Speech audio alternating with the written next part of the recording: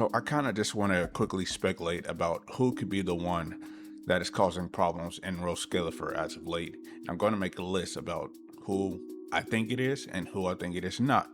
So let's go ahead and get started. So starting off with the people who I don't think it is. Number one is going to be Norma. Now, while she does cause problems with her lab experiments constantly exploding, we know how much she cares about the Bamboo, and she wouldn't do anything to hurt them, let alone hurt Dracena. So she's off the table. Choice number two, Valina. Now, while Valina is not afraid to get her hands dirty and do some behind the table things like blackmail or collude with private investigators to get some dirt on some of the other people inside the administration, we know that she deeply cares about the ESD's position in Rose Skeletor and how much she opposes Tops. So I don't think she'll do something that will compromise that in her position, no matter how dirty she's willing to get. Billy and Cecilia. No, let's be honest. These two combined don't even have enough brain cells to even think of a plan like this. Now, next category, I'm calling the maybe category. My first maybe is going to be Carinus. Now, I know he's probably suspect number one as who could be the villain, considering he was last seen with Dracena before she got kidnapped, and his overall aesthetic just seems like a bad guy. But I think that's an easy pick, so I'm going to go with maybe. He could be, he could not be. My next pick for maybe is Remio, and I know that's probably going to surprise people, but there's not enough information for us to decide one way or another. I mean, she is a mysterious woman, she does have ties to Helios Academy, and we know that she views Sunbringer as her enemy. We don't know if that's all three Sunbringers or if it's more specifically Eldrada. Since she's the oldest, she had ties to Helios Academy too, so she would know the most. We just don't know. So if it's not those two, who do I think is the prime suspect? Well, number one is Eldrada herself. And I know that's crazy to say. I hope that none of the Sunbringers are evil, but there's just so many ominous things about her. But let's look at some context clues that led me to this conclusion. Well, clue number one, Dracena mentions Lockspring being that evil Bamboo that traveled with us last season, who also speculates that the people that Sunbringer bought to mine Pertaloy betrayed her, causing her to disappear. We also learned in that patch that a portion of Sunbringer's powers got absorbed by the creator, and after that, we have no idea what happened with her. But we do find out in this patch that Sunbringer was an intelligent construct that split herself into three parts. So where am I going with this? Well, let's take a look at Seraph's design after she became the messenger of the creator. It's just me, or does she kind of look mechanic?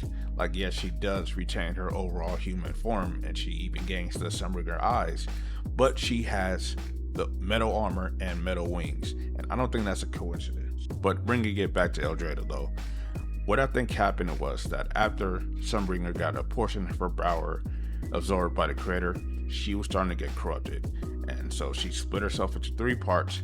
Eldrada, being the oldest, still would have some of that corruption in her, and it could be influencing her to do certain actions like release Lockspring back into world or create enchainers back at Helios Academy.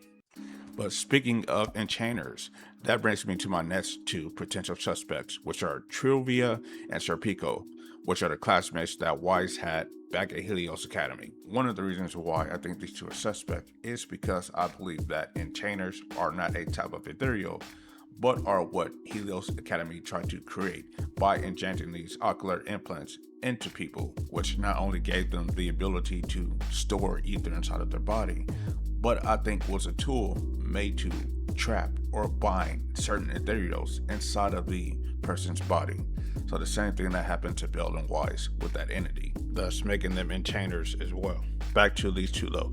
The story wants us to believe that our chosen main character killed Serpico, which is the guy. But if we take a look at the 3.0 trailer, we see that both of them are not only still alive, but they appear to be in Rose Skeletor. This patch also introduces the concept of a etheric elder, which is what Pyrelis is. If you're an anime fan, think of them as pretty much like a Stan from JoJo's Bizarre Adventures. I bring this up because we also get introduced to two new ethereals at the end of the story, that being Gerta Blulu and Bashmu. And I want you to take a look at the designs and compare them to the design of Pyrois, because there are some similarities here. Similarity number one is the color scheme. The devs could have made Pyros any other color, but they decided to make him blue and silver, which is the same color as these other two ethereals. Each of their etheric holes are in the center of their bodies, and we've seen each of them be able to interact with singularity leakages and turn them into miniature fissures. So there's obviously a connection between the three of them. Heck, they could even be the same kind of class of ethereal that was from the Dark Wall that got turned into etheric others. And since we know that either Weiss or Bell is in control of Pyrois, that leaves the other two to be controlled by Truvia and Serpico. Now the third and most likely primary suspect is Tops. We know Tops has their eyes on Roskelifer, and we know that they will do anything to get what they want.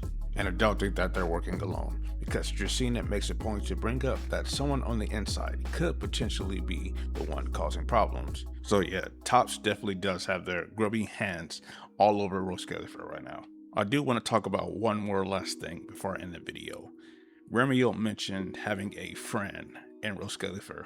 Well, my guess for the friend would be Cora.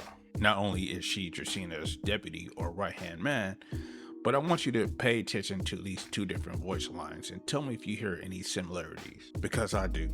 I'll thank my lucky stars if Lady Dracaena just finishes reading the reports on time. Faven and Tops' pursuit units are closing in on your position. Yes, got it. Don't worry. I'll take care of those little nuisances. I don't mean Faithen, of course. Now, even though the voice has a filter on it, it still sounds the same.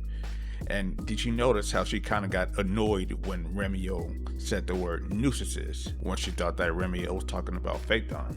And seeing that she's also working on Phaethon's treatment, and Remiel had to learn about the treatment from someone, I think it's telling that Cora is indeed her partner.